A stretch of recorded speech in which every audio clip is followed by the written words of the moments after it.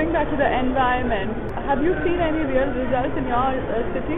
Oh yes, of course. This was very important. Reduced pollution and... Oh, of course. This quality, I mean, especially public transport like the ones we put in place, reduce pollution and increase very much the velocity.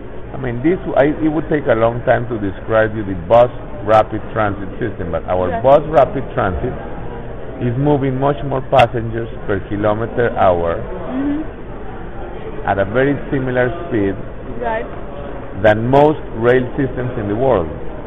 This is a system that it works exactly like a train system. It was copied from Curitiba and improved somewhat. And people board first they pay when they enter a station. When the bus arrives, the station doors open, the bus doors open, so you can get 100 people out of the bus in seconds and 100 people into the bus in seconds. So these are high capacity bus systems. It's just like a rail system. Do you think as urban planners we should control the size of our urban development as a country? Should you limit the sizes of our cities? No, this is totally impossible. There is no way to do it. Not even the worst dictatorships have been able to do it. This is through high density. Oh, the physical area, you mean? Yes, the physical area of cities. Oh, you should try to have higher densities. Yes. Thing to do? Of course. The ideal thing is to have, ideally, in my opinion, you should, buildings for housing, ideally, in my opinion, should not be higher than 6 floors or 6-story high. But regardless, when we are talking about high density, does not mean 50-story high buildings for housing. Very high buildings for housing are not very good because the higher you are, the less you go to public space. It's not very good for children. So I think 4 or 5-story or 6-story high buildings is more than enough to have very high densities. You don't need 20-story high buildings, and of course you need very big parks and pedestrian spaces and all of this too. So of course, ideally you should have relatively high densities. What does high density mean? High density means anything above 150 people per hectare. And it's not that we are talking about 300 or something. No, if you achieve 150 people per hectare, is enough to sustain public transport and efficient public transport, and that's enough. What do you think are the critical issues that urban planners should address for the future cities? There are many issues, but basically, what is important is that the city should be a city where people want to be in public space. When shopping malls begin to replace public space as the meeting place for people, it means that the city is very ill. It's not because the malls are the cause of the problem. The malls are the result of the problem. Because again, it's different to talk about a mall than to talk a large store. People go to a large store to buy.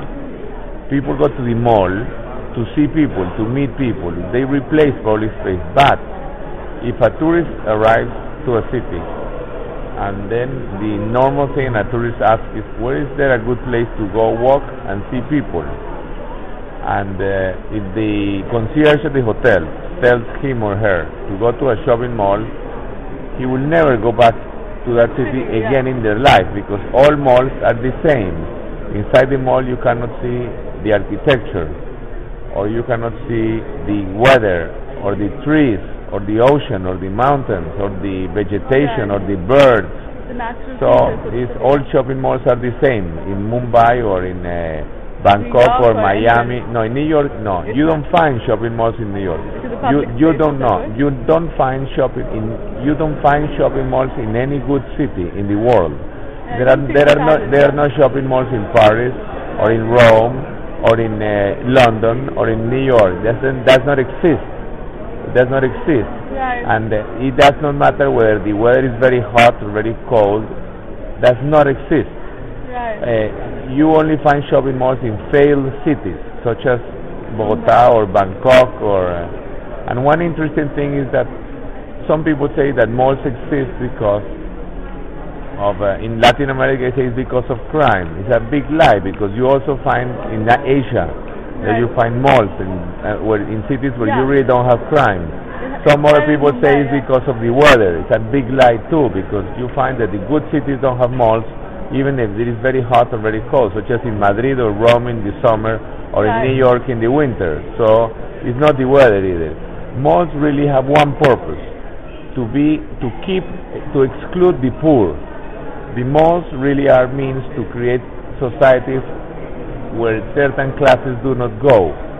I mean, the very poor person feels very uncomfortable in the high class shopping mall, and that's exactly the purpose of the mall, to exclude the poor, to make them feel uncomfortable. It's like if a normal middle class citizen like me goes into the Rolls-Royce shop or Lamborghini shop, I feel very uncomfortable because I am afraid the salesperson will ask me if they can help me, and I will have to say, no, thanks, I'm just looking. And then I am afraid he might answer, well, this is not a museum, sir, you know?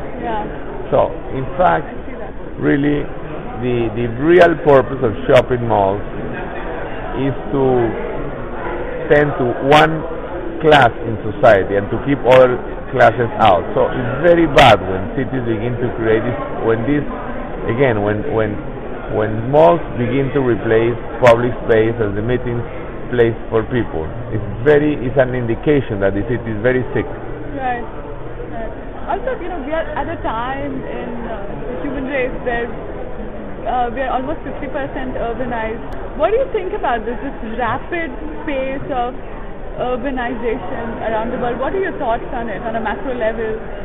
We probably... Well, I think urbanization is much better most human beings find that in cities there are much more opportunities to develop their potential and their interests and to find people more like them and who share their interests, and it's more stimulating. So normally most people prefer to live in cities which offer them opportunity to develop their potential.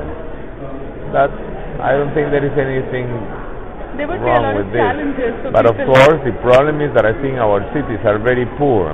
Especially they lack public space, they lack parks, they lack greens, they lack plazas. We have very poor cities in the third world. For example, New York Central Park was created in 1870s or so. And even the parks here in Mumbai, the big parks, were created by the British colony. But after the British left, it's very sad that the independent India has not created anything even closely related to the big parks created by the British. It's very sad that democratic independent India, you can really see the parts of the city that was designed by the British 100 years ago and the part of the city that has grown afterwards. And unfortunately, what was created by the British is much better than what was created afterwards. So it's very sad. But this is not just about India, it's about Bogota too. How can it be that the Central Park was created 130 or 140 years ago, and developing country cities have not copied such obvious needs of cities?